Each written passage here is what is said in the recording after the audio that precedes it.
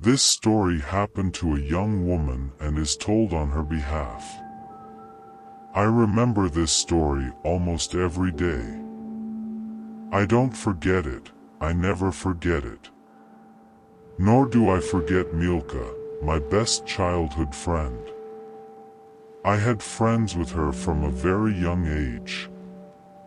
I spent every summer in the village at my grandmother's house, and Milka was a local. Our houses were in the neighborhood, our relatives knew each other for a long time and communicated well. Of course, and Melko, almost from the moment I first found myself in the village, became my friend. Melko was a very mischievous, fun-loving and cheerful girl, a blonde with big blue eyes and plump lips. She probably looked like an angel, but she was also a fighting girl with a boyish nature.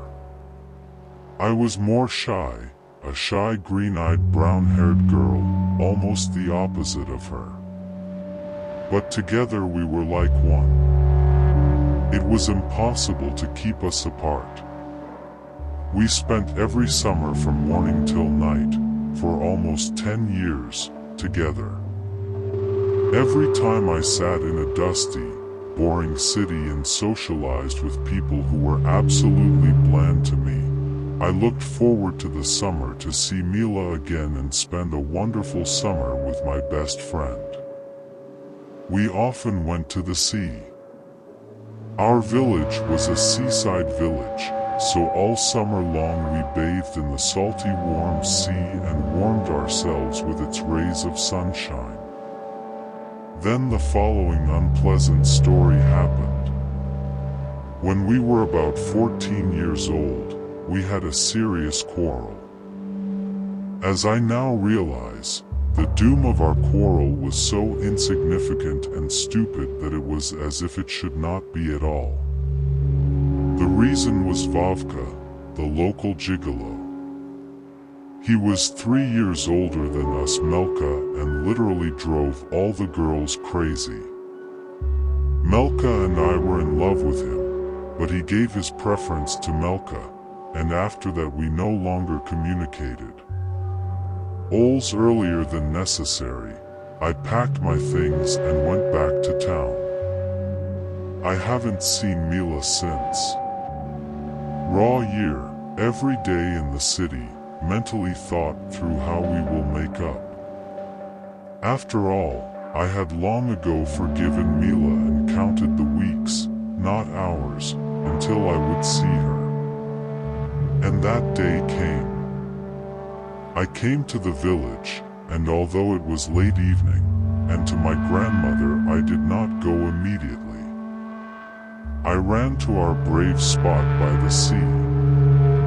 It was always a little crowded there, as the tide was often high there, and we liked very much to fool around there. To my pleasant happiness, there I saw Mila sitting on the shore. She didn't look at me right away.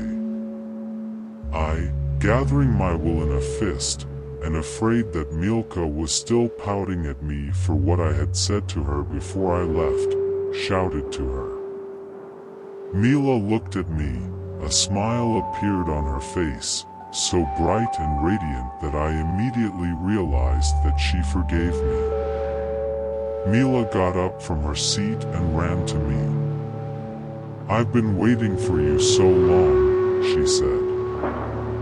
I tried to hug Mila, but she pulled away for some reason. I didn't bother to try again. Then I noticed Mila getting nervous. "Let's get out of here," she said. "Why?" I asked.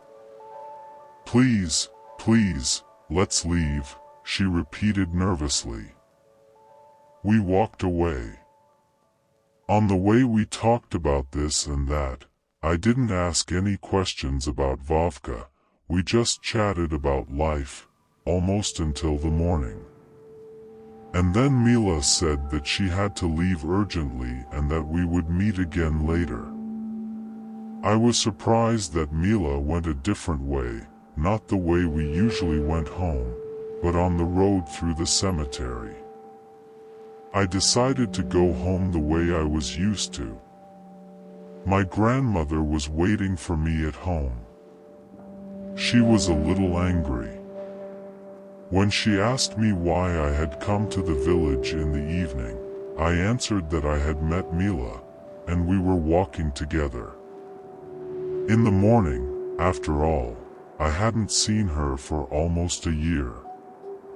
Grandmother was silent and looked at me dumbfounded for a long time. Then she came over to me and touched my forehead. "It seems fine," Grandma said confusedly. I was at a loss for words. What did I say wrong? Am I not allowed to go for a walk with my best friend now? What's the matter, Grandma? So what? I'm already 15, by the way, I remarked indignantly. Grandma sat up and said, "So Melko had died in the fall drowned." From this news I just involuntarily fell on the couch. Goosebumps ran down my back.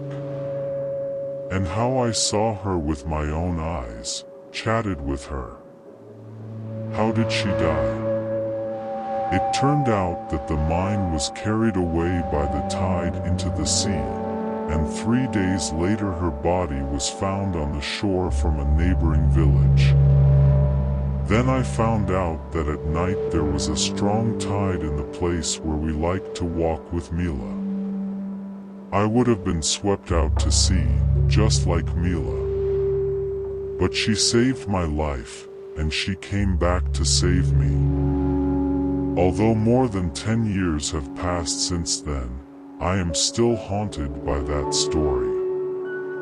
And I am still frightened by the phrase Mila said to her on our last meeting, "We'll meet again later."